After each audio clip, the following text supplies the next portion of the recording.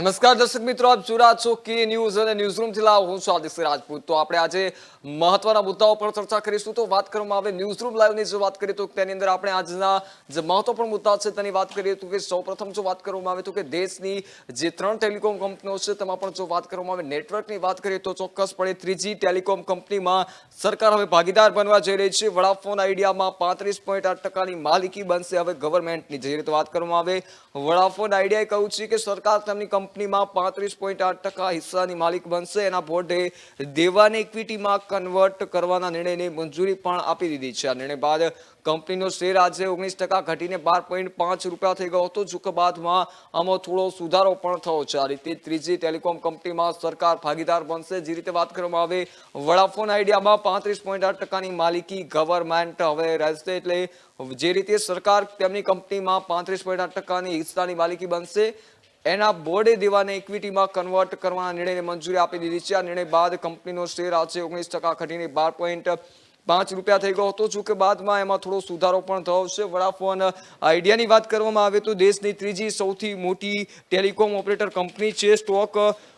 એક્સચેન્જી પણ આપવાની માહિતી આપવામાં આવે તો કે ઇક્વિટીમાં જે પણ દેવું કન્વર્ટ કરવામાં આવશે એમાં અત્યારના દરેક શેરધારકો સામેલ થશે. આ અંતર્ગત રૂપિયા 1600 કરોડનું દેવું ઇક્વિટીમાં ફેરવાશે. આમ તેના ફાઉન્ડર્સ પણ હવે હશે. એટલે એ રીતે વાત કરવામાં આવે તો કે 3G ટેલિકોમ કંપનીમાં હવે સરકાર ભાગીદાર હશે. તો આપણે વધુ ચર્ચા કરીશું જીગર પંડ્યા સાથે. જીગર, જે રીતે વડાફોન આઈડિયામાં હવે સરકારની ભાગીદારી જોવા મળશે, શું કહું છે આપની? હાર્દિક, અત્યાર સુધી તો જે સરકારની જે એક થિયરી રહી હતી તેમાં જે પોતાની સરકારી કંપનીઓ જે છે તેનું ખાનગીકરણ કરવાની એક પ્રક્રિયા ઘણા સમયથી શરૂ કરી હતી. પણ એક વચ્ચે એક સમાચાર આવ્યા કે જે ખાનગી કંપની છે તેનું સરકારીકરણ, એટલે કે એક શબ્દ એવો વપરાયો છે કે ખાનગીનું સરકારીકરણ થઈ રહ્યું છે. મૂળ વાત એ છે કે આ જે દેવામાં ડૂબેલી કંપની હતી અને અબજો રૂપિયા સરકારને લેવાના નીકળતા હતા ત્યારે એક ફંડ તરીકે અથવા તો સરકારનો હિસ્સો 36% જેટલો રહેશે તેવું એક રિપોર્ટમાં આવેલું છે. તેનું મુખ્ય કારણ અને સરકારે પાછો એક ખુલાસો પણ કર્યો છે આમાં કે જ્યારે આ જે 36%નો હિસ્સો હશે તેમાં જે સરકારી દેવું છે તે તો તેનું ત્યાં જ રહેશે. તો પછી આ જે આખું એક ગણિત છે તે હજી મતલબ અર્થશાસ્ત્રની દ્રષ્ટિએ સમજવાનું હજી બાકી છે. પરંતુ આ ગણિત જે છે હજી સમજાતું નથી કે સરકારી તંત્ર જે છે તે એક બાજુ ખાનગીકરણ કરવા સરકાર વિચારી રહી અથવા તો ઇમ્પ્લિમેન્ટ પણ કરેલું છે ઘણી જે જાહેર સંસ્થાઓ છે તેમાં. અને ત્યારબાદ આ જે એક ટેલિકોમ્યુનિકેશન જ્યારે કંપની હોય પ્રાઇવેટ વીઆઈ, વોડાફોન આઈડિયા કરીને, તો તેને કેવી રીતે આની અંદર સરકારનો હિસ્સો રહેશે અથવા તો સરકાર કેવી રીતે તેનો સરકારનો રોલ રહેશે. કારણ કે એક બાજુ જે ટેલિકોમ્યુનિકેશન મંત્રી જે અશ્વિની વૈષ્ણવ છે તે એમ કહી રહ્યા છે કે જ્યારે આ વોડાફોન અને આઈડિયાની અંદર જે તેમનો 36% જેટલો હિસ્સો હશે તેમાં કોઈ પણ પ્રકારનું દેવું માફ નહીં કરવામાં આવે અથવા તો તેનું સરકારીકરણ કરવાનો કોઈ હેતુ નથી. અને એક બાજુ સરકારનો 36% હિસ્સો છે. આ બંને વાત ગળે ઉતરે તેવી નથી. ત્યારે આવનારા દિવસોમાં સરકારે સ્પષ્ટતા કરવી પડશે કે આ કેવી રીતે સરકારનો હિસ્સો હશે અથવા તો કઈ રીતે તેનું એક મેનેજમેન્ટ ભાગ ભજવશે. જી, જે રીતે જીગર પંડ્યાએ માહિતી આપી તો કે વીઆઈની વાત કરવામાં આવે તો તેમાં સરકારે એવી જાહેરાત કરી છે કે તેમાં તેમનો હિસ્સો હશે. પરંતુ આ હિસ્સો કેવી રીતનો હશે, એક પાછું તેના પર મસમોટું દેવું પણ છે. તો તે દેવું કઈ રીતે ચૂકવવામાં આવશે તેને લઈને પણ અનેક સવાલો ઉભા થઈ રહ્યા છે. ત્યારે આમાં કહી શકાય કે સરકારની 35.8% હિસ્સો આમાં સરકારનો જોવા મળશે. આ પ્રકારની માહિતી આપવામાં આવી છે. તો આપણે અંગે વધુ ચર્ચા કરીશું ફૈઝાન સાથે. ફૈઝાન, જે રીતે વાત કરવામાં આવે વીઆઈની વાત કરીએ તો હવે સરકાર ક્યાંક તેમાં ભાગીદારી કરવા જઈ રહી છે, શું કહેવું છે આપનું? સૌથી પહેલાં તો મોબાઈલ નેટવર્કની કંપનીમાં વોડાફોન અને આઈડિયાનું સંકલન થયું, સંયુક્તતા બંધાઈ. ત્યારબાદ હવે સરકાર દ્વારા પણ આમાં એક પ્રકારે ખાનગીકરણ સમજી શકો છો કે 35% જેટલો હિસ્સો આગામી સમયમાં સરકાર પોતાનું રાખશે તેવું જણાવવામાં આવી રહ્યું છે. જેને લઈને છેલ્લા કેટલાક સમયથી આ કંપનીઓ જે છે એ નુકસાનમાં ચાલી રહી છે. ત્યાંથી ગ્રાહકોને ઉપર પણ આ નુકસાનનું જે દર છે તે જોવા મળી રહ્યો છે કે આગામી દિવસોમાં આ બધી કંપનીઓને જે રિચાર્જની જે બેલેન્સની વાત કરવામાં આવે તેમાં પણ 50 થી 100 રૂપિયાનું ભાવ વધારો ઝીંકાયો છે. જેને લઈને ક્યાંક ને ક્યાંક હવે જે સરકાર જે ખાનગીકરણ કરવામાં આવશે તો તેના ઉપર અંકુશ છે. જે સરકારનું જે વીઆઈ કંપની વોડાફોન આઈડિયાનું જે સંયુક્ત કંપની છે તે સરકારના સંકલન અને નેજા હેઠળ કામ કરશે અને પૂરેપૂરું નેતૃત્વ જે છે સરકાર હસ્તક થઈ જશે. જેને લઈને હવે ક્યાંક ને ક્યાંક એવી વાતો પણ ચાલી રહી છે કે 35% જેટલી સરકારના હસ્તાંતરણમાં આ કંપની જે છે તેના ઉપર રહેશે. તેના પગલે પણ અટકળો તેજ થઈ છે અને કેટલાક આ વ્યુઅર્સ છે જે આ કંપનીઓમાં જોડાયેલા છે તેમણે પણ હવે આગામી દિવસોમાં ભાવ વધશે કે નહીં તે પણ અટકળો છે, પરંતુ એ સમય જ બતાવશે, કેમ કે 12.5% જેટલું રેશિયો છે અત્યારે, જે કેટલાક લોકો દ્વારા પણ દેશભરમાં આ વોડાફોન અને આઈડિયા જેવી પ્રચલિત કંપનીમાં પોતાનું કાર્ડ તેમજ સિમ કાર્ડ સહિતની જે સેવાઓ છે જે તેનું મેળવતા હોય છે, જેને લઈને હવે આગામી સમય બતાવશે કે આ ઉપર કેટલી અસર પહોંચી શકે છે. જી, જે રીતે ફેશને માહિતી આપી કે વીઆઈની જ વાત કરવામાં આવે તો તેમાં હવે સરકાર ક્યાંક પોતાનો હિસ્સો નોંધાવશે અને 35.8%ની ભાગીદારી હવે સરકારની રહેશે. ત્યારે આગામી સમય બતાવશે, કારણ કે જે રીતે તેના પર ક્યાંક દેવું પણ જોવા મળી રહ્યું છે, ત્યારે તો આ દેવાની ચૂકવણી કઈ રીતે કરવામાં આવશે તે પણ એક મોટો સવાલ થઈ રહ્યો છે. ત્યારે હવે આગામી સમયમાં સરકાર કેવા નિર્ણયો કરવામાં આવે છે અને આગામી સમયમાં સરકારનો આમાં કેટલા પ્રમાણમાં હિસ્સો રહે છે તે પણ હવે આગામી સમય જ બતાવશે. એટલે આ રીતે જે રીતે વાત કરવામાં આવે છે, મુદ્દો જે સામે આવ્યો છે વીઆઈની જો વાત કરીએ તો કે વીઆઈમાં આ પ્રકારનો જે હિસ્સો સામે આવ્યો છે ત્યારે અનેક સવાલો પણ ઉભા થઈ રહ્યા છે, કારણ કે વીઆઈની જે વાત કરવામાં આવે તો આપણે અંગે વધુ ચર્ચા કરીશું હમણાં સહયોગી મયુરભાઈ સાથે કે જે રીતે વીઆઈના જે હિસ્સાની વાત સામે આવી છે કે સરકાર દ્વારા તેમાં ભાગીદારી નોંધાવવામાં આવી છે 35.8%. તો શું કહેવું છે આપનું? અને છે ને અર્થશાસ્ત્રીઓ જે દેશના જે ઓબ્જેક્ટિવલી આખી ઘટનાને જોવે છે, જે કોઈ એક પક્ષનો ખેસ કે પક્ષનો આંચળો પહેરીને બેઠા નથી, પણ દેશના ભલામાં જે લોકો વિચારતા છે એવા અર્થશાસ્ત્રીઓની જો વાત કરીએ તો એમાંથી અમુક લોકો સાથે અમારે વાત થઈ. આજે પણ એક સવારે વાત થઈ હેમંતકુમાર શાહ સાહેબ સાથે. એ લોકોનું એવું કહેવાનું છે કે આ નિર્ણય બહુ ખોટો નિર્ણય છે. એક તો ઓલરેડી આ સુપ્રીમ કોર્ટ દ્વારા આમાં બહુ લાંબો કેસ ચાલેલો છે. એના અંતે જે ફેંસલો આવેલો હતો એ ફેંસલા મુજબ આ કંપનીએ સરકારને પૈસા ચૂકવવાના છે હજારો કરોડમાં, સરકારને લેવાના છે પૈસા.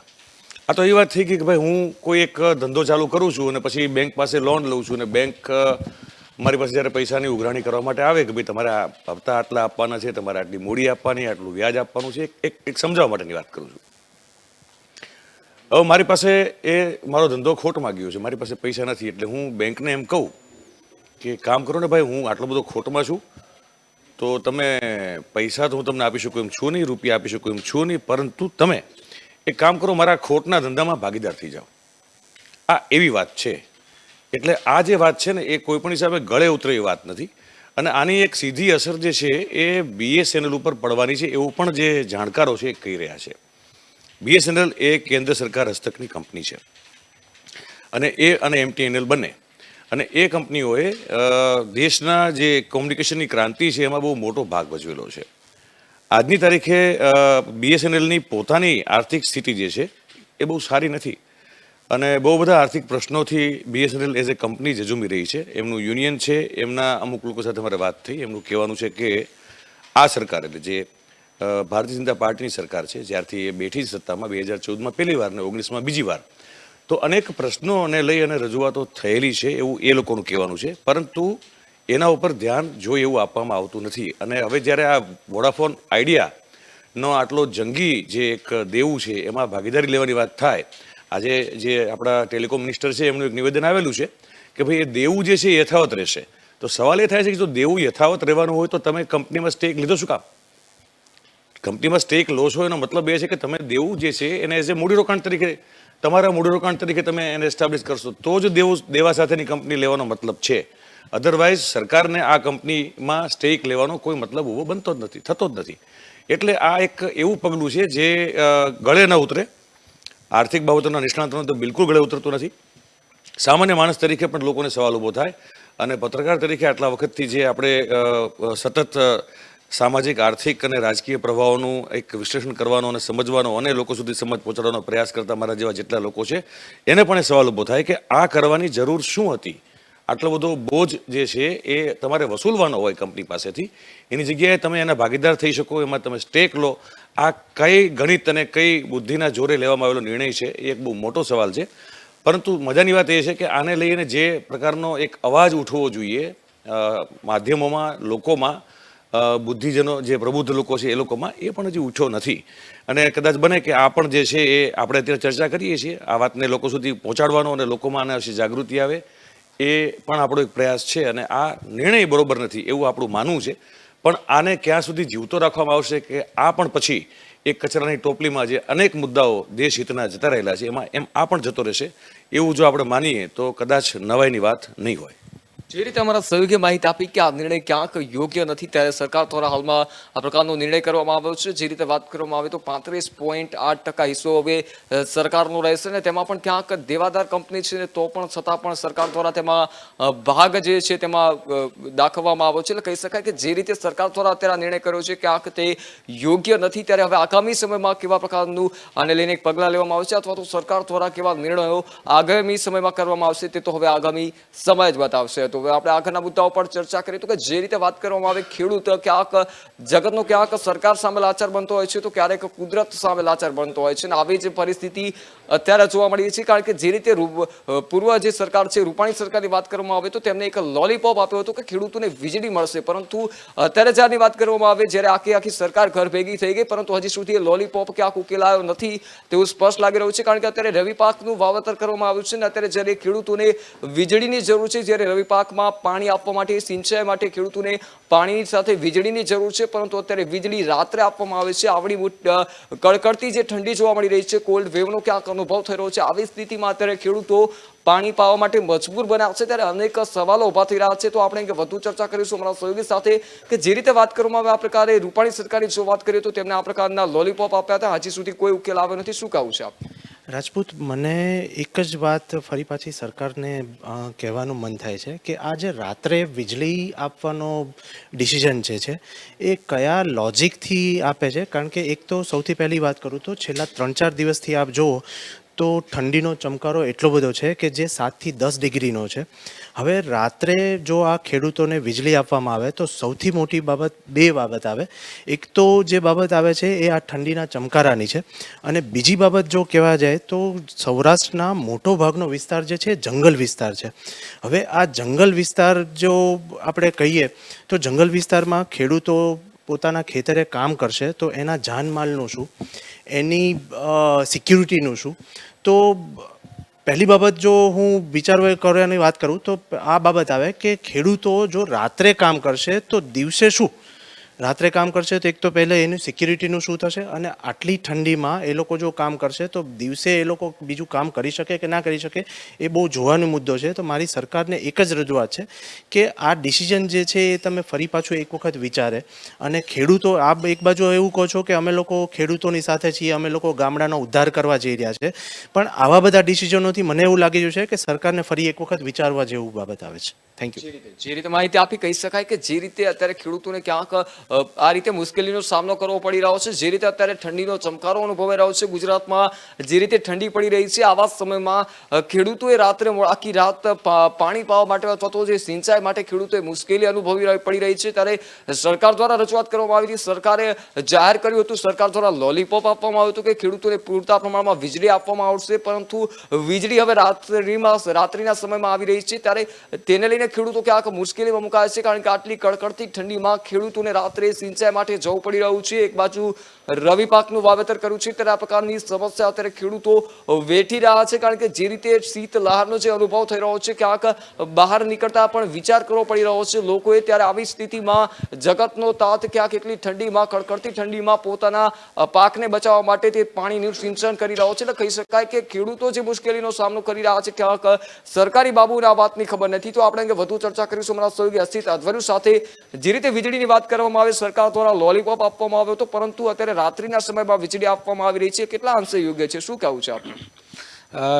સરકાર હંમેશા પોતાને ખેડૂતલક્ષી ગ્રામલક્ષી સરકાર ગણાવતી રહી છે. આમ તો બીજી લહેર જે કોરોનાની હતી એમાં જ એ જોવાઈ ગયું હતું કે સરકાર ગ્રામ વિસ્તાર પ્રત્યે કેટલી જાગૃત છે. ગ્રામ વિસ્તારોમાં કોરોનાના કારણે હાલ બેહાલ થયા હતા ને ટપોટપ મોત થયા હતા. હવે આવીએ વીજળી રાત્રે આપવાના મુદ્દા પર. હાર્દિક, રાત્રે વીજળી આપશે તો ખેડૂતો રાત્રે શું કરશે? આમ તો આપણા સહયોગી તપસ્વી આચાર્ય ઘણા બધા મુદ્દાઓ પર ચર્ચા કરી, ઘણી મહત્વની વાત કરી કે રાત્રે આ કડકડતી અત્યારે ઠંડી ચાલી રહી છે અને એમાં ખેડૂતોને એવી ફરજ પાડવામાં આવી રહી છે કે એણે એનું પિયત કે વગેરે જે પાણીલક્ષી ખેતીમાં જે કામગીરી હોય રાત્રે જ કરવી પડે એવી આડકતરી રીતે ફરજ પાડવામાં આવી રહી છે. તો એવું શા માટે? ખેડૂતોને જ શા માટે આ બાબતે નિશાન બનાવવામાં આવે? ગુજરાત ઇન્ડસ્ટ્રીયલ ક્ષેત્રે પણ ખૂબ આગળ છે હાર્દિક. અસંખ્ય ઇન્ડસ્ટ્રી એવી છે કે જેનું દુનિયામાં નામ છે. ઇન્ડસ્ટ્રીઝને પણ પાણી આપવામાં આવે છે, વીજળી આપવામાં આવે છે, તો એમને રાત્રે શા માટે નહીં? ઇન્ડસ્ટ્રીઝમાં કામ થઈ શકે છે, જ્યારે ખેતરોમાં ખેડૂતોને ખુલ્લામાં કામ કરવાનું હોય છે. સિઝનનો માર, ઠંડી એ તો છે જ, એ ઉપરાંત વન્ય પશુ, જંગલી જીવોનો પણ ખતરો રહે છે, એ તો ખરું જ. પરંતુ ઇન્ડસ્ટ્રીમાં આવા કોઈ ખતરા નથી હોતા. તો પાણી વપરાશ કરતી ઇન્ડસ્ટ્રીઝ છે, એને શા માટે રાત્રે કામ કરવાની કે રાત્રે પાણી આપવામાં આવશે એવી સરકાર જાહેરાત નથી કરતી? ખેડૂતો કંઈ બોલે નહીં એટલે? ખેડૂતોને શું વાચા નથી એટલા માટે? ખેડૂતો શું પ્રશ્નો નથી ઉઠાવી શકતા એટલા માટે? ઇન્ડસ્ટ્રી છે એ બહુ મોટું ફંડ પણ આપતા હોય છે ઇન્ડસ્ટ્રીયાલિસ્ટો, બીજી રીતે પણ સાચવી લેતા હશે એવું પણ જે આક્ષેપો છે એ પણ આમાં કદાચ કામ કરતા હોય. પરંતુ હંમેશા જોવામાં આવ્યું છે આ સરકાર ઇન્ડસ્ટ્રીયલ કે મોટા માથાઓને સાચવે છે, જ્યારે ખેડૂતોને અત્યારે આમે સિઝનનો માર ખમી રહ્યા છે, ત્યારે આ નિર્ણય ખેડૂતો માટે કદાચ હાર્દિક પડ્યા પર પાટું એવો બની રહેશે એવું લાગે છે. હાર્દિક, જે રીતે અમારા સહયોગીએ માહિતી આપી કે જે રીતે હાલમાં જે આ સરકારનો જે નિર્ણય છે કે આ ખેડૂતોને પડ્યા પર પાટું જેવી સ્થિતિ હોય તેવું લાગી રહ્યો છે, કારણ કે એક બાજુ સરકારની વાત કરવામાં આવે તો સરકાર દ્વારા પ્રકારે જાહેરાત કરવામાં આવી છે, પરંતુ રાત્રિના સમયમાં વીજળી આપવામાં આવી રહી છે. ત્યારે આવી કડકડતી ઠંડીની વાત કરવામાં આવે, એક બાજુ કોરોનાના કેસો વધી રહ્યા છે, ત્યારે આવી કડકડતી ઠંડીમાં ખેડૂતો કહી શકાય કે ઝઝૂમી રહ્યા છે. ત્યારે તેમની ક્યાંક સ્વાસ્થ્યને લઈને પણ પ્રશ્નો ઉભા થઈ રહ્યા છે, કારણ કે આટલી કડકડતી ઠંડીમાં આ પ્રકારે રાત્રિમાં ત્યાં પાણીનું સિંચન કરવા માટે જવું, પાકને પાણી પહોંચાડવા માટે જે જવું, તે ખૂબ જ કહી શકાય કે ખૂબ જ ગંભીર મુદ્દો કહી શકાય. ત્યારે ખેડૂતો આ પ્રકારની હાલાકીનો અત્યારે સામનો કરી રહ્યા છે, પરંતુ સરકાર ક્યાંક ભૂલી રહી છે. આગામી સમયમાં વિધાનસભાની ચૂંટણી આવી રહી છે, ત્યારે ખેડૂતોને જો આ પ્રકારની સ્થિતિ રહે છે તો ખેડૂત ચોક્કસપણે આનો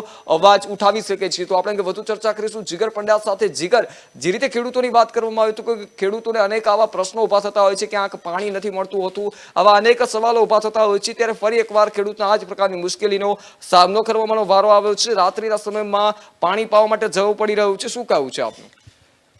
જે હમણાં આપણા સહયોગી હસીબભાઈએ જે વાત જણાવી તે જ વાતને થોડાક આગળ વધારીએ કે ઇન્ડસ્ટ્રીઝને જો દિવસે વીજળી આપી શકાતી હોય તો જે ખેડૂતો છે તેમને કેમ નહીં? અને આ માગણી વર્ષોથી છે, તે આજની નથી. થોડાક જૂની સરકારની વાત કરીએ તો જે સરકારને કોરોના કાળ દરમિયાન બેદરકારી અથવા તો ઢીલાશભર્યું કામ અથવા તો જે રીતે જેમ ગણો તેમ પણ જે પ્રોપર કામ નહોતું કર્યું તેના લીધે આખી સરકારને ઘર ભેગી કરી, તે રૂપાણી સરકારે પણ તે વખતે દિવસે વીજળી આપવાની લોલીપોપ ખેડૂતોને આપેલી હતી. તેનું શું થયું? પહેલાં સવાલ આપણે એક મીડિયા ધર્મ બજાવીએ ત્યારે આ નવી સરકારને પણ પૂછીએ. જૂની સરકારને તો પૂછવા યોગ્ય જ છે, કારણ કે સરકાર તો ઘર ભેગી થઈ ગઈ છે, પરંતુ એક જ પક્ષની જ્યારે ફરીથી સરકાર આવી હોય ત્યારે આપણે ફરીથી સરકારને પૂછીશું કે જે દિવસે વીજળી આપવાની લોલીપોપ રૂપાણી સરકારે જે આપેલી હતી તે લોલીપોપ ન બનતા ખરેખર ખેડૂતોને સહાયરૂપ બને તેવી સહાય યોજના દિવસે વીજળી આપવાની કેમ જાહેરાત નથી થતી? કારણ કે જે ગુજરાતની અંદર જ્યારે 8 થી 10 ડિગ્રી એક તાપમાન દરેક શહેરોમાં અને દરેક ગામમાં હોય, ત્યારે 4 દિવાલોની વચ્ચે રહેતા શહેરીજનો હોય કે સુખ સુવિધાવાળા ધરાવતા અનેક પરિવારો હોય, તેમને ઠંડીનો જો અહેસાસ થતો હોય તો ઓછા કપડે ફક્ત ધોતી અને પિતાંબર પહેરીને અથવા તો ઉપર કેડિયું પહેરીને જ્યારે ખુલ્લામાં ખેડૂત જ્યારે જે ખેતી કરતો હોય ત્યારે ઠંડીની અંદર તેની શું દશા હશે તે પણ આ સરકાર વિચારી નથી શકતી. જ્યારે સહાયની વાત આવે ત્યારે સહાયના નામે તો જાણે જગતનો તાત પહેલેથી પરેશાન જ છે, પણ જે પોતાનો હક છે વીજળી માંગવાનો અથવા તો વીજળી મેળવવાનો ને મફતમાં જગતનો તાત ક્યારેય નથી લેતો. તેનું વીજ બિલ તો ભરે જ છે, તે રાત્રે આપો વીજળી કે દિવસે આપો, તો દિવસે કેમ વીજળી નહીં? તે એક પ્રશ્ન આપણે મીડિયા ધર્મ બજાવીને આજે સરકારને પૂછી રહ્યા છીએ. જી, જે રીતે જીગર પંડ્યાએ માહિતી આપી, પરંતુ જો વાત કરવામાં આવે કે જે મુદ્દો છે આ ક્યાંક સરકારની કામગીરીને લઈને અનેક સવાલો ઉભા થઈ રહ્યા છે, કારણ કે રાજનેતાઓને ખબર નથી કે કઈ રીતે રાત્રિના સમયમાં પાણી પાવા જઈ શકાય છે, કઈ રીતે ખેતરમાં જઈને પાકને પાણીનું સિંચન કરાય છે, તે ક્યાંક સરકારી નેતાઓને ખબર નથી, કારણ કે તેમની પાસે ફરવા માટે ગાડીઓ છે, તેમની પાસે રહેવા માટે મકાનો છે. ત્યારે સરકારી નેતાઓને ખબર નથી કે કઈ રીતે ખેતરમાં કામ કરી શકાય છે. જે જગતના તાતના અનાજના જોડે આજે તે પેટ ભરી રહ્યા છે, તે જ જગતના તાતને ક્યાંક પડા પર પાટું જેવી સ્થિતિ અત્યારે જોવા મળી રહી છે. રાત્રિના સમયમાં તેને કહી શકાય કે પાકને પાણી આપવા માટે જવું પડી રહ્યું છે. આટલી કડકડતી ઠંડી છે, જ્યારે બહાર નીકળવું પણ ન ગમે એવી કડકડતી ઠંડીમાં આજે જગતનો તાત રવિ પાકને પાણી પાવી રહ્યો છે અને પાકને મોટો કરી રહ્યો છે. અને આજ કહી શકાય કે જે પાકનું જે વાવેતર કર્યું છે આખરે તો તે અનેક રાજનેતાઓના પેટમાં પણ જવાનું છે, સામાન્ય લોકોના પેટમાં પણ જવાનું છે, ત્યારે આ પ્રકારે જગતનો તાત અનાજનું ઉત્પાદન કરી રહ્યો છે, આટલી મુશ્કેલીઓ વેઠીને આ અનાજનું ઉત્પાદન કરી રહ્યો છે, ત્યારે આ પ્રકારની સમસ્યાઓનો હલ કેમ નથી આવતો તે પણ એક સવાલ થઈ રહ્યો છે. જ્યારે ઉદ્યોગની વાત કરવામાં આવે તો તેમને વીજળી આપવામાં આવે છે, પરંતુ જગતના તાતને કેમ રાત્રિના સમયમાં જ વીજળી આપવામાં આવે છે તે પણ એક મોટો સવાલ થઈ રહ્યો છે, કારણ કે જગતનો તાત છે તેનું પણ તે બિલ ભરતો હોય છે, તેમ છતાં જો સવારે પણ આપી શકાય અને સાંજે પણ આપી શકાય તો શા માટે રાત્રિના સમયમાં આ પ્રકારની વીજળી આપવામાં આવે છે તે પણ એક મોટો સવાલ થઈ રહ્યો છે. તો આપણે વધુ ચર્ચા કરીશું અમારા સહયોગી ફૈઝાન સાથે. ફૈઝાન, જે રીતે જગતના તાતની મુશ્કેલીમાં ક્યાંક સતત ને સતત વધારો થતો હોય તેવું લાગી રહ્યું છે, ત્યારે આજે ફરી એકવાર એક મુદ્દો સામે આવ્યો છે કે વીજળી અત્યારે જગતના તાતને રાત્રિના સમયમાં આપવામાં આવી રહી છે. એક બાજુ રવિ પાકનું વાવેતર કર્યું છે, શું કહેવું છે આપનું?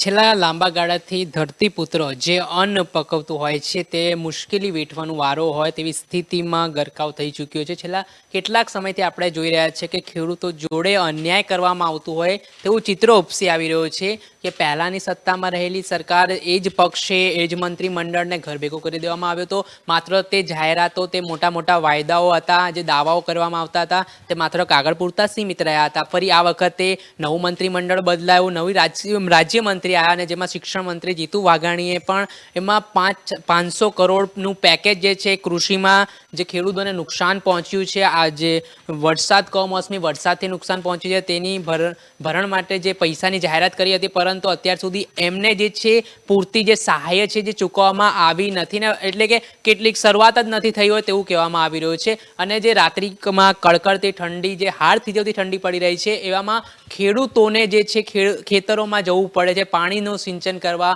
પાકની વાવણી કરવા, તો એક મોટી સમસ્યા છે. કેમ કે જ્યારે મોટી મોટી ઇન્ડસ્ટ્રીઓ, ઔદ્યોગિક વેપારને આ વીજળી સરકાર આપતી હોય છે તો પછી ખેડૂતો જોડે અન્યાય કેમ કરે છે, ખેડૂતોને આ હિતમાં પગલાં કેમ નથી લેતી? ને જે ગુજરાત વૈશ્વિક મોડલની વાત કરવામાં આવતી હોય છે તો ગુજરાત વૈશ્વિક મોડલે ઔદ્યોગિક ક્ષેત્ર તો હરણફાળ ભરી રહ્યો છે, પરંતુ જો અન્ન નહીં મળે તો ખાઈશું શું, પેટનું શું? લોકો કમાવતા હોય છે પેટ માટે, પરંતુ એ વ્યક્તિ જે દિવસ રાત મહેનત કરીને હળ ચલાવીને બળદગાડું ખેંચીને પોતાના ખેતરોમાં જે પાક વાવતું હોય છે એનું વિચાર સરકારને કેમ નથી આવતો? જે એ હશે તો આપણે હોઈશું, એટલે એ અન્ન પકવશે તો આપણે ખાઈશું. તો આ સૌથી ગંભીર મુદ્દો છે. સરકારને પણ આ અંગે વિનંતી કરીએ છીએ કે ખેડૂતોના હિતમાં હિતકારક પગલાં લેવામાં આવે ને એમને તમામ સહાય છે, જે પાણીના સિંચાઈથી માંડીને જે વીજળીની જે મોટી સમસ્યા છે ને કપરી પરિસ્થિતિમાં અત્યારે ખેડૂતો જે છે જે મુકાયા છે. કેમ કે અત્યારે આપણે જોઈએ છે હાર્દિક કે ગુજરાત સહિત દેશભરના ખેડૂતોને પણ કેટલુંક નુકસાન જે કમોસમી વરસાદ હોય કે માવઠો હોય તેના કારણે વેઠવું પડી રહ્યું છે.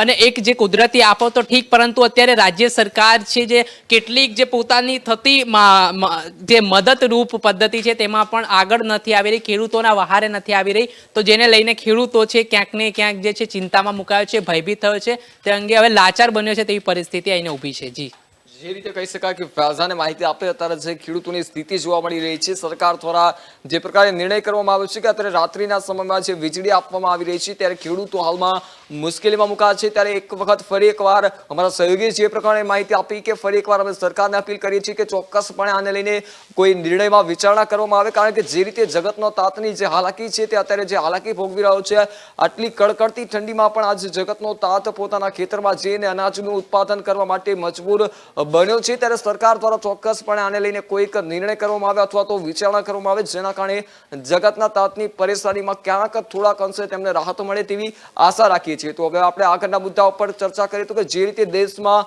કોરોનાનો કહેર જોવા મળી રહ્યો છે, જે રીતે વિશ્વમાં અત્યારે કોરોનાનો કહેર વાપ્યો છે, કોરોનાના કેસોમાં સતત વધારો નોંધાઈ રહ્યો છે, ત્યારે બુધવારે વાત કરીએ તો કે રાતના 8 વાગ્યા સુધીમાં, એટલે કે છેલ્લા 24 કલાકમાં 1,58,996 નવા પોઝિટિવ કેસ નોંધાઈ ચૂક્યા છે. આ રીતે કોરોનાના કેસોમાં સતત વધારો નોંધાઈ રહ્યો છે. આ રીતે ગુજરાતમાં કોરોનાનો કહાર જોવા મળી રહ્યો છે. ત્યારે આપણે અંગે વધુ ચર્ચા કરીશું અમારા સહયોગી સૌલિક ગાંધી પાસે. સૌલિક, જે રીતે કોરોનાનો કહેર હજી પણ યથાવત છે, શું કહેવું છે આપનું?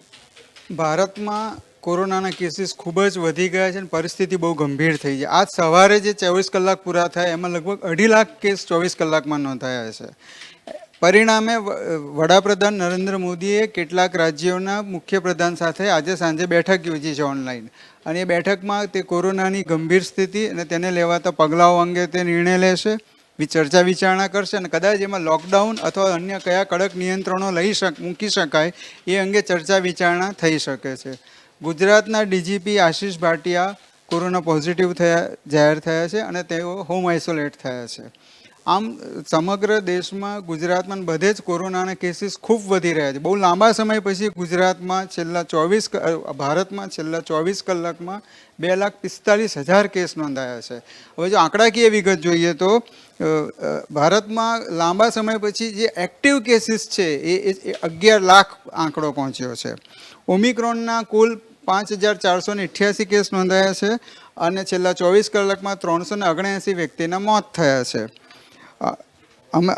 ગુજરાતમાં છેલ્લા 24 કલાકમાં 9,941 કેસ નોંધાયા છે. અમદાવાદમાં 3,842 કેસ નોંધાયા છે અને સુરતમાં 2,505 કેસ નોંધાયા છે. વિશ્વની વાત કરીએ તો અમેરિકામાં છેલ્લા 24 કલાકમાં 8 લાખથી વધુ કેસ નોંધાયા છે. ફ્રાન્સમાં 3,61,000થી વધુ કેસ નોંધાયા છે. ઇટાલીમાં 1,96,000થી વધુ કેસ નોંધાયા છે. સ્પેનમાં 1,79,000થી વધુ કેસ નોંધાયા છે. ઇંગ્લેન્ડમાં 1,29,000 કેસ નોંધાયા છે અને વિશ્વમાં આજ સુધીમાં જે કોરોના આવ્યો ત્યાંથી આજ સુધીમાં 55 લાખથી વધુ વ્યક્તિના મોત થઈ ચૂક્યા છે. આમ પરિસ્થિતિ સતત ગંભીર થઈ રહી છે અને ફરી એકવાર કે ન્યૂઝ લોકોને અપીલ કરે છે, દર્શકોને અપીલ કરે છે કે માસ્ક પહેરો, સોશિયલ ડિસ્ટન્સિંગનું જાળવણી કરો. અને હવે ખરેખર ગંભીર બનવાની પરિસ્થિતિ આવી ગઈ છે, કોરોના પ્રત્યે ગંભીર બનવાની. જી, જે રીતે સોલિક ગાંધીએ માહિતી આપી કે જે રીતે કોરોનાના કેસોમાં સતત ઉછાળો જોવા મળી રહ્યો છે, ત્યારે હવે ખરેખર સરકારે જાગૃત બનવાની જરૂર છે. કારણ કે જે રીતે કોરોનાના કેસો વધી રહ્યા છે ત્યારે હવે લોકોએ પણ જાગૃત બનવાની જરૂર છે. કારણ કે કોરોનાના કેસોમાં સતત વધારો નોંધાઈ રહ્યો છે. દેશમાં જે કોરોનાની સ્થિતિ અત્યારે સર્જાઈ છે ત્યારે કોરોનાના કેસોમાં જે ઉછાળો જોવા મળી રહ્યો છે તેને લઈને હવે સરકારે અને લોકોએ પણ જાગૃત બનવાની જરૂર છે. તો આપણે અંગે વધુ ચર્ચા કરીશું ફૈઝાન સાથે. ફૈઝાન, જે રીતે કોરોનાના કેસો વધી રહ્યા છે, શું કહેવું છે આપ? રાજ્યમાં ફરી એકવાર કોરોનાએ અજગરી ભરડો લીધો હોય તેવી સ્થિતિ વર્તાઈ રહી છે. છેલ્લા ગત રોજની વાત કરવામાં તો બુધવારે કોરોનાના નવા 9,000થી પણ પાર જે કેસો નોંધાયો છે, જે છેલ્લા 8 મહિના બાદની પરિસ્થિતિની વાત કરવામાં આવે તેવી સ્થિતિ સર્જાઈ છે. જો અમદાવાદની વાત કરવામાં આવે તો અમદાવાદ જે કોરોનાનું એપી સેન્ટર તરીકે તબદીલ થતું હોય તેવું દેખાઈ રહ્યું છે. ગઈકાલે અમદાવાદમાં છે 34% કેસોનું વધારે નોંધાયું છે, એટલે કે 3400 જેટલા કેસો જે છે, 3,800 જે કેસો છે જે નવા સામે આવ્યા છે, એટલે વધીને આંકડો જે પહોંચ્યો છે. ગઈકાલે 1,000 જેટલા કેસોનો ઉછાળો જોવા મળી રહ્યો છે. જે એક તરફ દેશમાં કોરોના કેસ હાહાકાર મચાવી રહ્યો છે, વિશ્વમાં પણ કોરોના ઓમિક્રોન સહિત હાહાકાર મચાવી રહ્યો હતો. તેની અસર સીધી છે જે તમામ દેશો પર પડી રહી છે ને ભારત પણ આનાથી બાકાત નથી. અત્યારે સૌથી કપરી પરિસ્થિતિ મહારાષ્ટ્રની જોવા જઈએ તો મહારાષ્ટ્ર, દિલ્હીમાં જે છે દિવસના 20,000થી પણ વધુ કેસો નોંધાઈ રહ્યા છે. તો બીજી તરફ પર્વની ઉજવણી માટે લોકો જે છે ભાન ભૂલ્યા તેવું સ્પષ્ટ દેખાઈ રહ્યું છે કે લોકો જે છે તહેવારોમાં તમામ રીતે બેદરકાર બનતા હોય છે અને આ અંગે જે કોરોનાને આમંત્રણ આપતું હોય તેવા દ્રશ્ય છે જે તહેવારો પહેલા જોવા મળતા હોય છે અને તેની અસર છે જે તહેવારો પછી જોવા મળતી હોય છે. ફરી એકવાર આપણે જો અંદાજો લગાવીશું કે અત્યારે ઉત્તરાયણનું, મકર સંક્રાંતિનો મહાપર્વ આવી રહ્યો છે જે ગઈકાલથી શરૂઆત ગઈકાલે શરૂઆત થશે, તેને લઈને અત્યારે પણ બજારોમાં લોકોની મોટી ભીડ જોવા મળી રહી છે. લોકો જે છે બેફામ, બેદરકાર બનીને જે છે ખરીદી માટે ઉમટી રહ્યા છે, તેમજ લોકોનું કીડિયારું જામી રહ્યો તેવી સ્થિતિ પણ અત્યારે જોવા મળી રહી છે. પરંતુ આ જે ડિફરન્સ છે આ કોરોનાની હાલની પરિસ્થિતિ અને તહેવાર પછીની પરિસ્થિતિમાં આપણે જોઈશું તો તેમાં ઘણો વધારો થઈ શકે તેવી શક્યતા પણ સેવાઈ રહી છે, કેમ કે કોરોનાને ભીડ ગમે છે તેવું પણ અગાઉ પણ આપણે જણાવી ગયા છે. માસ્ક, સોશિયલ ડિસ્ટન્સ સહિતના જે રાત્રિ કર્ફ્યુના જે નિયંત્રણો જે રાજ્ય સરકાર દ્વારા કડક કરવામાં આવ્યા છે, પરંતુ હવે આગામી દિવસોમાં કયા પ્રકારે વડાપ્રધાન નરેન્દ્ર મોદી દ્વારા તમામ રાજ્યના સચિવો દ્વારા વર્ચ્યુઅલી બેઠક કરી છે. તમામ દ્વારા રાજ્ય સરકારના જેટલા પણ અધિકારીઓ છે, પદાધિકારીઓ છે, પરંતુ મુખ્યમંત્રીઓ છે તેમની સાથે પણ સંકલન સાધવામાં આવી રહ્યો છે. સમગ્ર ઘટના અંગે તાગ મેળવવામાં આવી રહ્યો છે.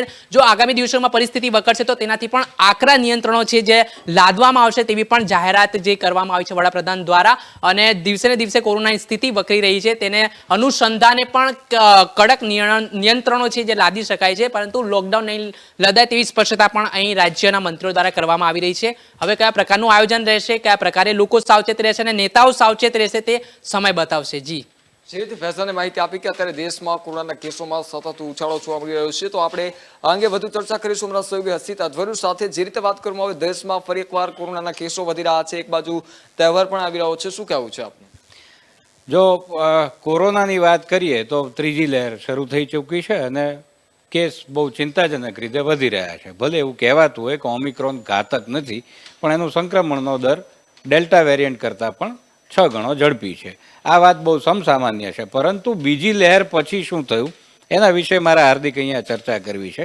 બીજી લહેરમાં ખૂબ ખાના ખરાબીથી લોકોએ ખૂબ ભોગવ્યું. કેન્દ્ર સરકાર કહો, રાજ્યની સરકારો કહો, એ બધાએ ક્યાંક ને ક્યાંક બેદરકારી સેવી. ગુજરાતની સરકારે તો ખાસ બેદરકારી સેવી, તેના કારણે ખૂબ જ લોકોને વેઠવું પડ્યું. બીજી લહેરમાંથી માંડ ઉગર્યા ત્યાં લોકોને એવું થઈ ગયું કે હવે કોરોના ગયો છે, હવે ત્રીજી લહેર ભારતમાં તો નહીં જ આવે. આ જે મિથ હતી, આ જે ભ્રમણા હતી, એ અત્યારે ભયંકર રીતે ખોટી સાબિત થઈ રહી છે. પણ એ જે મિથ હતી, એ ભ્રમણા હતી, એનો રાજકીય પક્ષોએ ખૂબ ખરાબ રીતે લાભ ઉઠાવ્યો.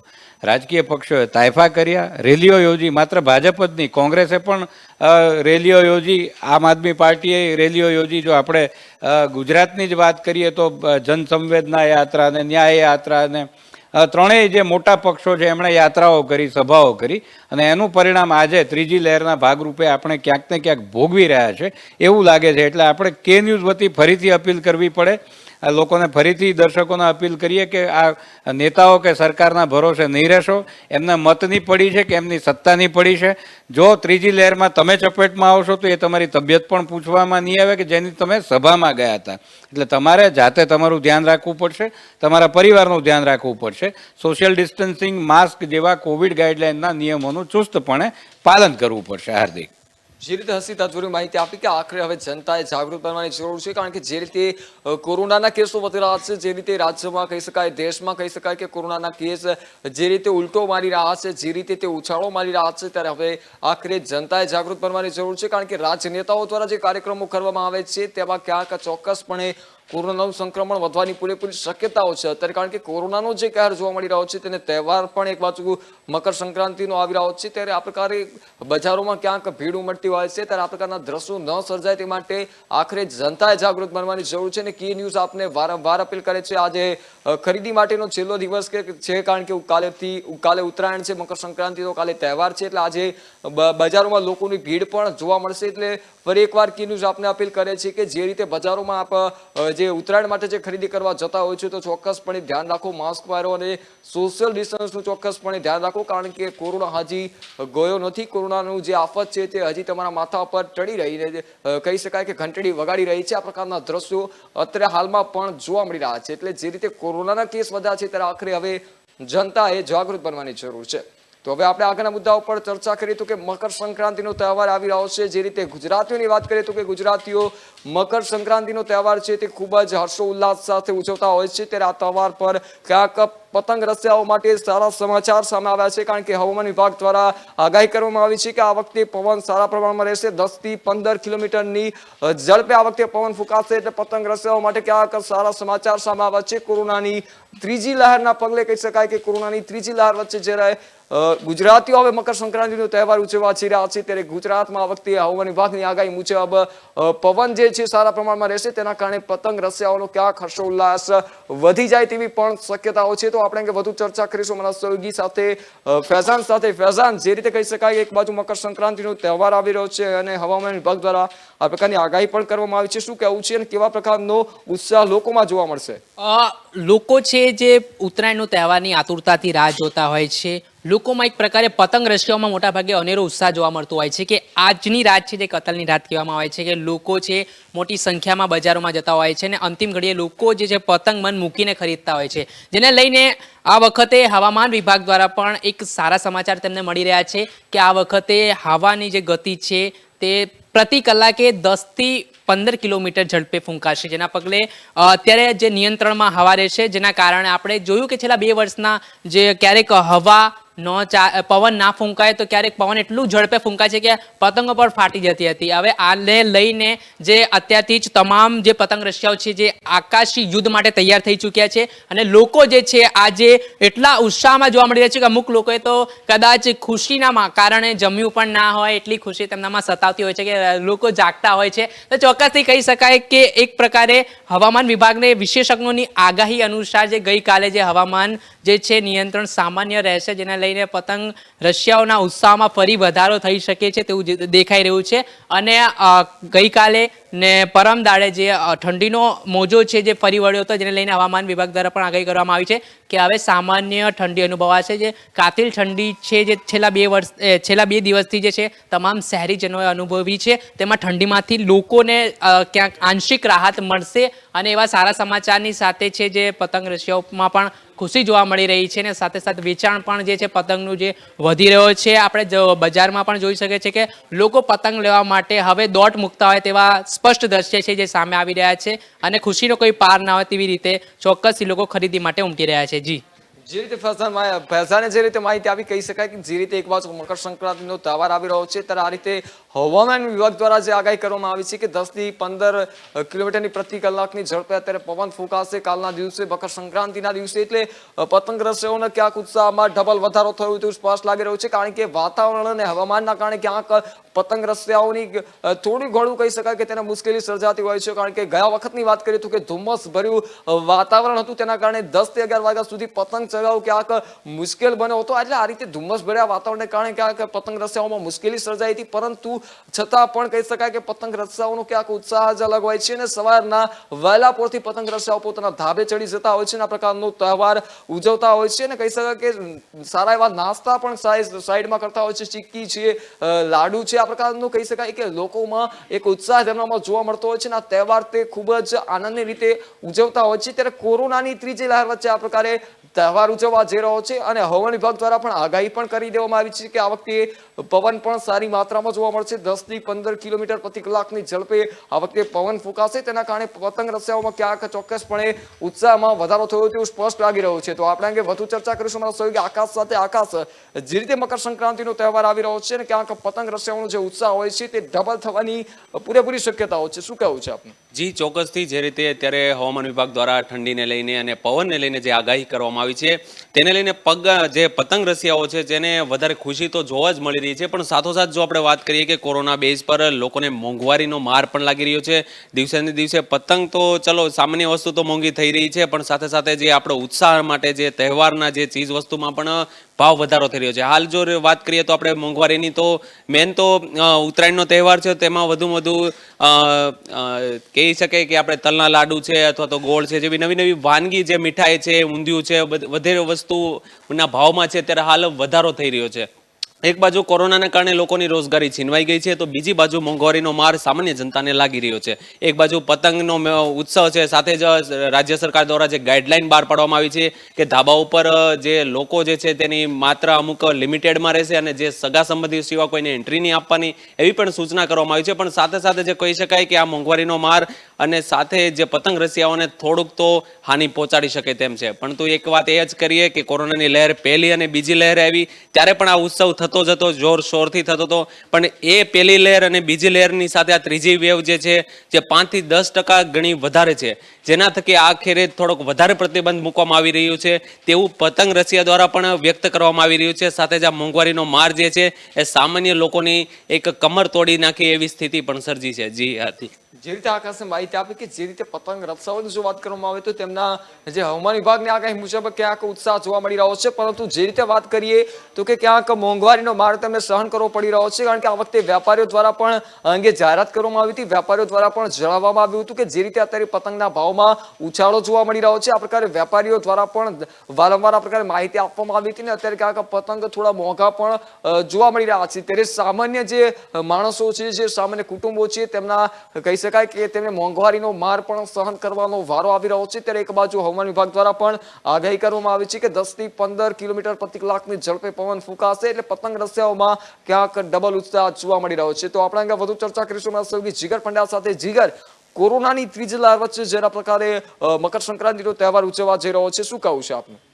હાર્દિક, આ બીજી ઉત્તરાયણ છે કે જે કોરોના કાળની અંદર આપણે ઉજવીશું. એટલે દેશભરની વાત કરીએ તો આ એક જ તહેવાર એવો છે કે જે ગુજરાતની અંદર રંગે ચંગે ઉજવાય છે.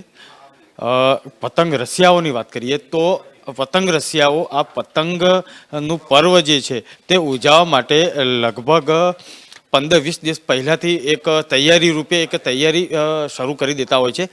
કારણ કે જ્યારે ઉત્તરાયણ આવવાની હોય ત્યારે તેના લગતું જે કંઈ તે લોકોનું એક શોખ હોય, જે હોય અથવા તો પતંગ હોય, તેનો માંજો હોય, તે ખરીદવાનું અથવા તો કઈ ટાઈપનો માંજો ખરીદીશું તે બાબતની ચર્ચાઓ પણ થતી હોય છે. અને ખાસ કરીને આપણું ગુજરાતનું સુરત શહેર, તેની દોરી જે છે તે પ્રખ્યાત છે અને ત્યાંથી મંગાવવાની પણ હિલચાલ એકાદ મહિના પહેલાંથી થઈ જતી હોય છે. આ એક પ્રક્રિયા છે, વર્ષોથી ચાલતી આવી છે. ત્યારબાદ આપણે તેનાથી આગળ વધીએ તો કોરોના કાળની અંદર જ્યારે જે આ ઉત્તરાયણ જે છે, ગઈ સાલ જે ઉત્તરાયણ હતી તેમાં અને આ સાલની ઉત્તરાયણમાં બહુ લાંબો કોઈ ફેર નથી ઉજવવાનો. કારણ કે ગઈ સાલ પણ રંગેચંગે જ ઉજવાયેલી હતી. ધ્યાન એટલું રાખવામાં આવેલું હતું કે કોરોનાની જે ગાઈડલાઈન જે સરકારે આપેલી છે તે પ્રમાણે તેને પાળીને લોકોએ ઉજવી હતી. પરંતુ આ વખતે એક વિશેષ જે ગાઈડલાઈન છે તેમાં ઉમેરો એ થયેલો છે કે પોલીસ જે છે તે ડ્રોન દ્વારા સમગ્ર સ્થિતિનું એક આંકલન કરશે અને બાજ નજર રાખશે. કારણ કે કોઈ પણ ટેરેસમાં ખૂબ ટોળા ભેગા ન થાય તેનું ધ્યાન રાખવામાં આવશે. માસ્ક પહેરીને જ પતંગ ચગાવો તે પણ એક ગાઈડલાઈન અંદર કહેવાયું છે.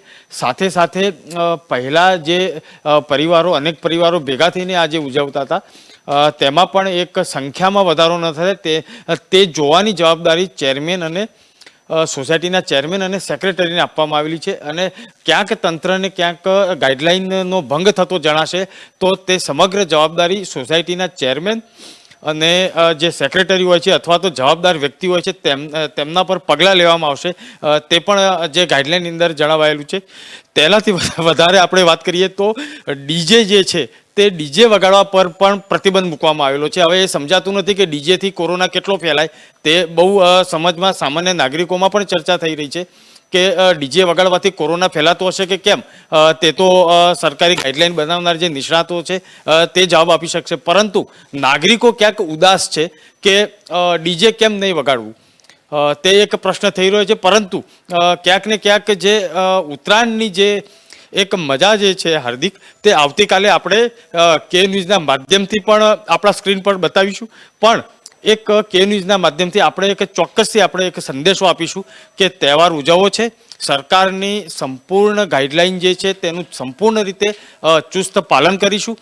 સાથે સાથે માસ્ક, સોશિયલ ડિસ્ટન્સ જાળવીને આપણે આ એક તહેવાર ઉજવીશું. જી, જે રીતે જીગર પંડ્યાએ માહિતી આપી કે કહી શકાય કે જે રીતે એક બાજુ મકર સંક્રાંતિનો તહેવાર આવી રહ્યો છે ત્યારે આ પ્રકારે અનેક જે સરકાર દ્વારા જે ગાઈડલાઇન્સો જે બહાર પાડવામાં આવી છે ત્યારે લોકોએ આખરે તો તેને પાલન કરવાનું રહેશે. અને જે રીતે વાત કરવામાં આવે તો કે મકર સંક્રાંતિનો તહેવાર જ્યારે આવી રહ્યો છે ત્યારે હવામાન વિભાગ દ્વારા પણ આગાહી કરવામાં આવી છે કે જે રીતે 10 થી 15 કિલોમીટર પ્રતિ કલાકની ઝડપે પવન ફૂંકાવાની વાત કરવામાં આવી છે તો તેને લઈને ક્યાંક પતંગ રસિયાઓમાં પણ ડબલ ઉત્સાહ જોવા મળી રહ્યો છે. ત્યારે એક બાજુ કોરોનાની ત્રીજી લહેર આવવાની પૂરેપૂરી શક્યતા છે, ક્યાંક શરૂઆત પણ થઈ ચૂકી છે. ત્યારે કોરોનાની ત્રીજી લહેર વચ્ચે આ પ્રકારે મકર સંક્રાંતિનો તહેવાર ઉજવવા જઈ રહ્યો છે તો તેને લઈને કોરોનાના કેસમાં ક્યાંક ઉછાળો થશે કે નહીં તે તો હવે આગામી સમય જ બતાવશે. તો હવે આપણે આગળના મુદ્દાઓ પર ચર્ચા કરી તો કે જે રીતે કોરોનાના કેસો વધી રહ્યા છે ત્યારે આ પ્રકારે મકર સંક્રાંતિનો તહેવાર ઉજવવા જઈ રહ્યો છે ત્યારે 108 તંત્ર દ્વારા પણ કહી શકાય કે સંપૂર્ણ તૈયારીઓ કરી દેવામાં આવી છે. કારણ કે મકર સંક્રાંતિમાં અનેક એવા બનાવો સામે આવતા હોય છે જેના કારણે ક્યાંક હાનિ પણ પહોંચતી હોય છે. કોઈ પતંગ લૂંટવાના કારણે ક્યાંક પોતાનો જીવ પણ ગુમાવતા હોય છે. આવા અનેક કિસ્સાઓ સામે આવતા હોય છે ત્યારે આવા કિસ્સાને સામે તંત્ર પણ ક્યાંક સજ્જ બન્યું છે અને 108 તંત્ર દ્વારા આ પ્રકારની સેવાઓ ક્યાંક ઊભી કરવામાં આવી છે. કારણ કે મકર સંક્રાંતિના તહેવાર નિમિત્તે આ પ્રકારનો કોઈ બનાવ સામે ન આવે તેના માટે તંત્ર પણ સાથે સાથે સજ્જ બન્યું છે. તો આપણે અંગે વધુ ચર્ચા કરીશું ફૈઝાન સાથે. ફૈઝાન, જે રીતે કહી શકાય કે મકર સંક્રાંતિનો તહેવાર આવી રહ્યો છે અને ક્યાંક આવી દુર્ઘટના ન સર્જાય તેના માટે તંત્ર પણ સજ્જ બન્યું છે, શું કહેવું છે? ઉત્તરાયણને ટાણે માત્ર ગણતરીના કલાકો બાકી છે તેને લઈને આરોગ્ય તંત્ર પણ સતર્ક બન્યું છે. જે પ્રકારે ઉત્તરાયણમાં જે દોરી વાગવાની ઘટના હોય કે ધાબા ઉપરથી પડી જવાની ઘટના સામે આવતી હોય છે જેને લઈને એમ્બ્યુલન્સ વિભાગ દ્વારા જે છે સતત જે છે 800 જેટલી એમ્બ્યુલન્સ છે શહેરમાં દોડાવવામાં આવશે. અને આપણે આજે જોયું કે પક્ષીઓની પણ આ બેઠક ઇમરજન્સી મળી હતી કે જેમાં પક્ષીઓએ ચર્ચા વિચારણા કરી છે કે જે મોટા ભાગે આ ઉત્તરાયણના સમયમાં પક્ષીઓ છે જે ઘવાતા હોય છે, ઘાયલ થતા હોય છે અને માનવીય જે જે લોકો પણ છે જે ઘાયલ થતા હોય છે. લોકોમાં એક પ્રકારે ઉત્સાહના કારણે લોકો છે જે ભાન ભૂલતા હોય છે અને કેટલાક લોકોના ગળે દોરી વાગી જતી હોય છે, જેના પગલે અત્યાર સુધી રાજ્યભરમાં તમામ પ્રકારે આરોગ્ય વિભાગ દ્વારા તૈયારીઓ કરી દેવામાં આવી છે અને અમદાવાદમાં ગઈકાલથી જે છે 800 જેટલી એમ્બ્યુલન્સ જે શહેરમાં દોડાવવામાં આવશે અને તાત્કાલિક સારવાર જે છે અત્યારથી જો ગત વર્ષની વાત કરવામાં આવે તો 40 થી 50% એટલે ઘાયલોની સંખ્યામાં જે છે વધારો થયો છે અને આ વખતે પણ વધારો ન થાય તે માટે તંત્ર દ્વારા તમામ પ્રકારની તૈયારીઓ છે જે આદરી દેવામાં આવી છે અને સંપૂર્ણ તકેદારી રાખવામાં આવી રહી છે. જી, જે રીતે ફૈઝલે માહિતી આપી કે એક બાજુ મકર સંક્રાંતિનો તહેવાર આવી રહ્યો છે, ત્યારે જે રીતે વાત કરવામાં આવે મકર સંક્રાંતિના તહેવાર વચ્ચે ક્યાંક તંત્ર પણ હવે સજ્જ બન્યું છે, કારણ કે જે રીતે દુર્ઘટના બનતી હોય છે, કોઈને દોરી વાગી જતી હોય છે, ક્યાંક અનેક બીજી ઇજાઓ પણ પહોંચતી હોય છે, ત્યારે આ પ્રકારની જ્યારે વાત કરવામાં આવે ત્યારે તંત્ર પણ સજ્જ બન્યું છે અને તંત્ર દ્વારા 108 જે છે તે દોડાવવા માટે તૈયારીઓ કરી દેવામાં આવી છે, કારણ કે આ પ્રકારની દુર્ઘટના ન બને, આ પ્રકારે કોઈ પણ વ્યક્તિને ઈજાઓ પહોંચે તો તાત્કાલિક તેને સારવાર આપી શકાય તે માટે તંત્ર સજ્જ બન્યું છે અને તંત્ર દ્વારા આ પ્રકારના પગલાં લેવામાં આવી રહ્યા છે. ત્યારે ક્યાંક પતંગ રસિયાઓમાં પણ અત્યારે ઉત્સાહ જોવા મળી રહ્યો છે, કારણ કે એક બાજુ કોરોનાનો કાર છે, પરંતુ ક્યાંક હવામાન વિભાગ દ્વારા જે આગાહી કરવામાં આવી છે તેને લઈને પતંગ રસિયાઓમાં જે ઉત્સાહ છે અને બીજી બાજુ તંત્ર પણ સજ્જ બન્યું છે. અત્યારે જે રીતે કોરોનાનો કહેર વધ્યો છે, બીજી તરફ જે રીતે અમુક એવા બનાવો સામે આવતા હોય છે જેના કારણે પતંગ રસિયાઓની જો વાત કરવામાં આવે તો કે પતંગ ચગાવતા પતંગના ઉત્સાહમાં ક્યાંક પોતાનો જીવ જોખમમાં મૂકી દેતા હોય છે, ક્યાંક અનેક તેમને કહી શકાય કે દુર્ઘટના પણ સર્જાતી હોય છે. ત્યારે અત્યારે પતંગ રસિયાઓમાં અનેરો ઉત્સાહ જોવા મળી રહ્યો છે ને ત્યારે તંત્ર પણ સજ્જ બન્યું છે. 108 નું જે તંત્ર છે તેને લઈને અમદાવાદની વાત કરવામાં આવે તો કે તે શહેરમાં પણ અમદાવાદમાં પણ 108 એમ્બ્યુલન્સ છે તે તંત્ર દ્વારા કહી શકાય કે અમદાવાદમાં કાલે એમ્બ્યુલન્સો દોડાવવામાં આવશે અને ક્યાંય પણ આ પ્રકારની દુર્ઘટના સર્જાશે તો તાત્કાલિક તેને સારવાર આપી શકાય તે માટે હાલમાં તંત્ર સજ્જ બન્યું છે. આ પ્રકારે તંત્ર દ્વારા કહી શકાય કે મહત્વપૂર્ણ પગલાઓ લેવામાં આવી રહ્યા છે. મકર સંક્રાંતિના તહેવાર વચ્ચે હવે તંત્ર ચોક્કસપણે સજ્જ બન્યું છે અને આ રીતે મકર સંક્રાંતિનો તહેવાર હવે ઉજવવાની વાત કરવામાં આવે તો કે કી ન્યૂઝ આપણને વારંવાર અપીલ કરે છે, કારણ કે જ્યારે તહેવાર આવતો હોય છે ત્યારે ક્યાંક તહેવારમાં જે પતંગ ચગાવવાના ક્યાંક કહી શકાય રસમાં જે મગ્ન થઈ જતા હોય છે તેમાં ક્યાંક પોતાનો જીવ ગુમાવવાનો પણ વારો આવતો હોય છે. આવી જે ઘટના પણ સામે આવી હતી ત્યારે કી ન્યૂઝ આપને વારંવાર અપીલ કરે છે કે તહેવાર આવી ગયો છે, પરંતુ તહેવારમાં ચોક્કસપણે ધ્યાન રાખો અને એક બાજુ કોરોનાનો કહેર પણ છે, કોરોનાના કહેર વચ્ચે આપણે આ પ્રકારનો તહેવાર ઉજવવા જઈ રહ્યા છીએ, એટલે કોરોનાના ગાઈડલાઇન્સનું ચોક્કસપણે પાલન કરો. કી ન્યૂઝ આપણને વારંવાર અપીલ કરે છે, વારંવાર આ પ્રકારની માહિતી આપવામાં આવે છે, રાજ્ય સરકાર દ્વારા પણ માહિતી આપવામાં આવે છે, WHO દ્વારા પણ આ પ્રકારે માહિતીઓ આપવામાં આવે છે, અપીલો કરવામાં આવે છે. ત્યારે ચોક્કસપણે કી ન્યૂઝ આપને વારંવાર અપીલ કરે છે કે ચોક્કસપણે કોરોના ગાઈડલાઇન્સનું પાલન કરો. જે રીતે કોરોનાના કેસો વધી રહ્યા છે ત્યારે માસ્ક પહેરો, સોશિયલ ડિસ્ટન્સનું પાલન કરો અને જે રીતે કહી શકાય કે જ્યારે કોરોનાનો જે કહેર છે, કોરોનાના કહેર વચ્ચે આ પ્રકારના દ્રશ્યો સામે આવતા હોય છે ત્યારે હવે આખરે તંત્ર પણ સજ્જ બન્યું છે. તો કી ન્યૂઝ ફરી એકવાર આપણે અપીલ કરે છે કે મકર સંક્રાંતિનો તહેવાર આવી ગયો છે તો ચોક્કસપણે કોરોના ગાઈડલાઇન્સનું પાલન કરજો. અત્યારે હાલ ન્યૂઝરૂમમાં બસ આટલું જ. વધુ સમાચારો માટે જોતા રહો કે ન્યૂઝ. મને આપશો રજા.